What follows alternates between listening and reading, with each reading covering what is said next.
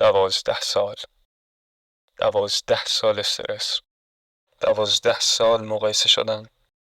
12 سال هر روز 6 صبح بیدار شدن توی اوج سرما برای سرویس که هیچ وقت سر تایمش نبود. ولی خب تازه اولش بود.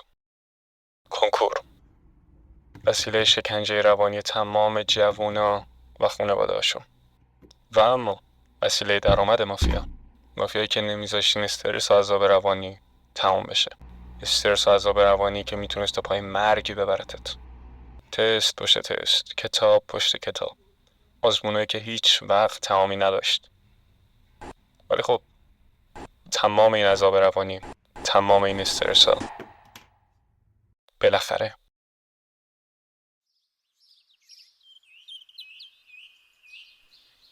تمام شد.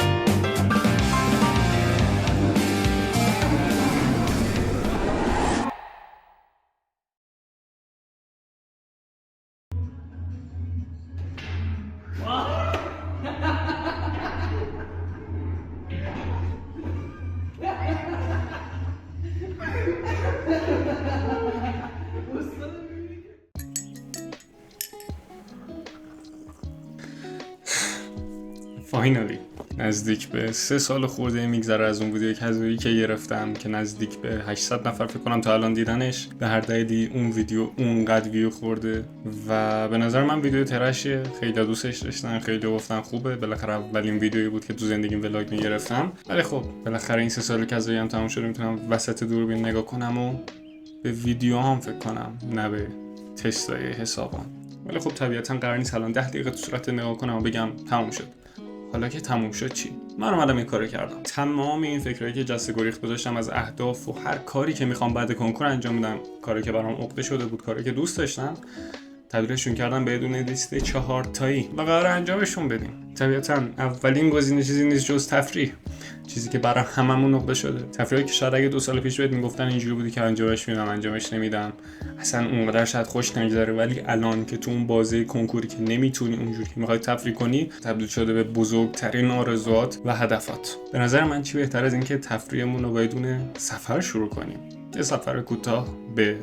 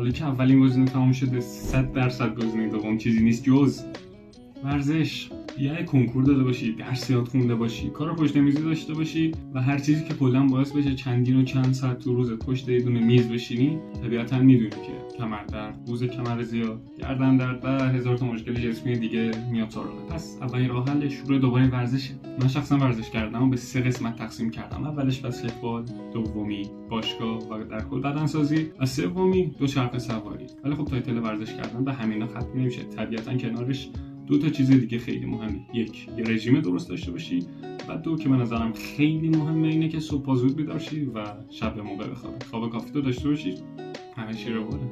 پس بریم شروع کنیم.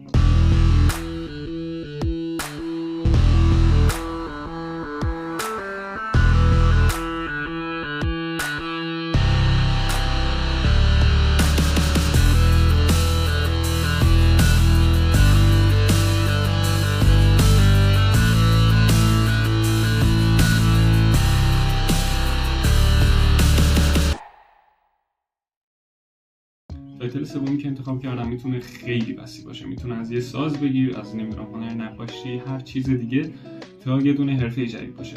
شخصا میخوام اینو با پیانو یاد گرفتن شروع کنم، ولی خب روی کیبورد. بریم تو کارش.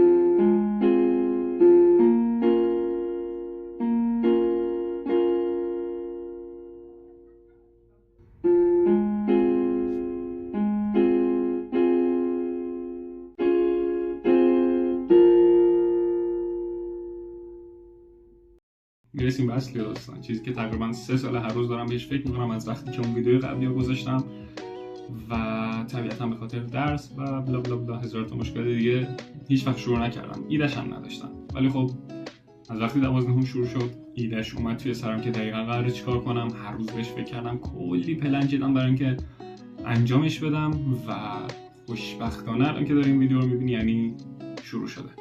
ولی خب تو این مدت خیلی بیکارم نشستم و مهمترین کاری که کردم این بود که یکم ظاهر چنل رو قشنگ‌تر کردم و بدون لوگوی خوب و بدون چنل بنر درست کردم که با هم یه جورایی مچ باشن از لحاظ رنگ. چه جوری؟ اولین بار بود که از AI استفاده کردم و به نظرم بدون آوتکام خیلی خوب بهم داد.